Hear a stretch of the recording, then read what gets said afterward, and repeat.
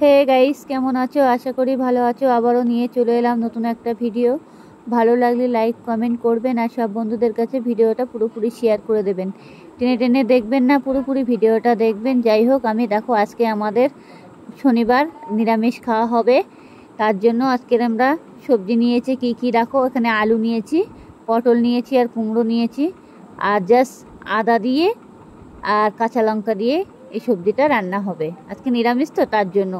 অবশ্য আমাদের আজকের মাছ মাংস কিছুই খাওয়া হবে না, পুরোপুরি শনিবার নিরামিষ। প্রতি শনিবারে আমাদের নিরামিষ খাওয়া হয়। এই জন্য অবশ্য আমাদের বাড়ির বাচ্চাটা আবার খুব একটা বাঁচতে পারে না, কষ্ট হয় নিরামিষ একদিন খেতে গেলে, যা ওর কষ্ট হয় সে কি বলবো। সপ্তাহে একটা দিন তো মানতে হয় বলো। যাই হোক, আমি এগুলো এখন ভালো করে ছিলে নেব, এবার কেটে কুটে নেব। দেখতেই পাচ্ছ আমি বটি টটি নিয়েছি। তার আগে আমি এইটা দিয়ে পটলগুলো ছিলে নেব। এই ছুরিটা দিয়ে পটলগুলো ছিলতে এত তাড়াতাড়ি হয়ে যায়, বটির থেকে খুব তাড়াতাড়ি হয়ে যায়, ইজি। এবার আমি বটি দিয়ে ঝটপট করে কেটে নেব। দেখতেই পাচ্ছ পটলগুলো সুন্দরভাবে আমি কেটে নিয়েছি। কেটে কুটে আমি একটা পাত্রের মধ্যে ভালো করে ধুয়ে তুলে নিয়েছি। কুমড়ো দিয়েছি, এখানে কুমড়ো আছে, পটল আছে, আলু আছে, আর 4-5টা কাঁচা লঙ্কা আছে, আর এই টমেটো আছে। দেখতেই পাচ্ছ পুরো মানে সবজিটা কেটে আমি বাসনের মধ্যে তুলে নিয়েছি পাত্রের ভিতরে।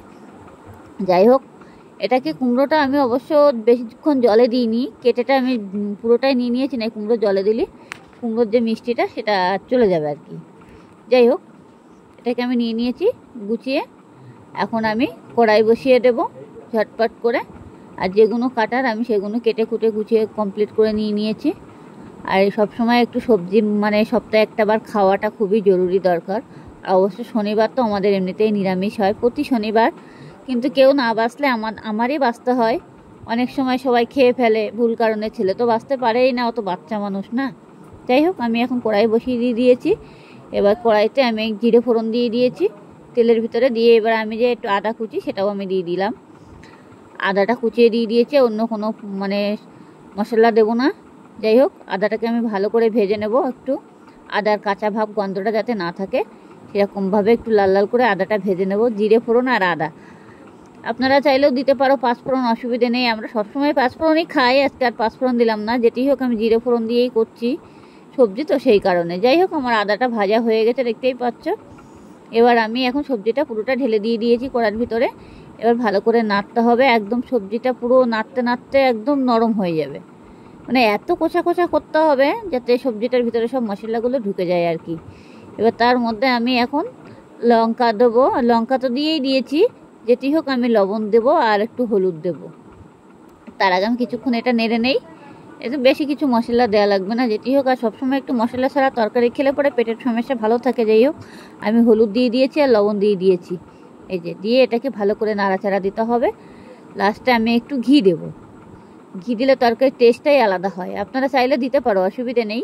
আর ঘি দিলে তরকারির টেস্টটা যে এত ভালো লাগে, মানে ঘ্রাণটা আরও বেশি সুন্দর গন্ধ বেরোয়। নিরামিষ তরকারি সবসময় একটু করে খেলে পরে শরীর স্বাস্থ্যও ভালো থাকে। সবসময় মাছ মাংস খেতে হবে তার কি মানে আছে? আমার ঘরের বাচ্চাটা আবার মাছ মাংস ছাড়া চলতে পারে না। যাই হোক, এটাকে দেখতে পাচ্ছ আমি ভালো করে কষাই করে নিয়েছি। আর লঙ্কাগুলো একটু বেশি ফালি ফালি করে নিয়ে একটু গোটা গোটা টাইপে রেখে দিয়েছি। এরকম আমার সবজিটা একদম পুড়ে হয়ে গেছে। এটাকে আমি ঘি দিয়ে দিয়েছি। এই যে ঘিটা, যেটি হোক ঘিটা একদম দোলা দোলা হয়ে গেছিলো, ফ্রিজে রেখে দিয়েছিলাম, তার জন্য একটু ঘিটা হয়ে গেছে, দলা থেকে গেছে সেই কারণে। যাই হোক, এটাকে আমি ভালো করে মানে নাড়াচাড়া দেবো।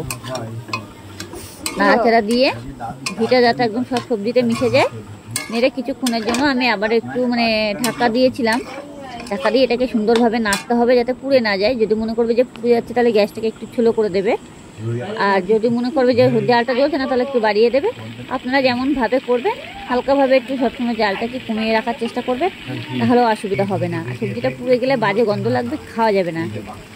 যাই হোক, এটা হলো গন্ধ যাতে না লাগে, পোড়া গন্ধটা। আর সবসময় দেখবে মাথায় রাখবে। এবার আমি জলটা দিয়ে দিয়েছি, দেখো অল্প করে জল দিয়ে দিয়েছি। দিয়ে আমি এবার কিছুক্ষণের জন্য ঢেকে দেবো। যাই হোক, এটাকে আমি জল দিয়ে একটু ভালো করে নাড়াচাড়া দিয়ে নিলাম কড়ার থেকে।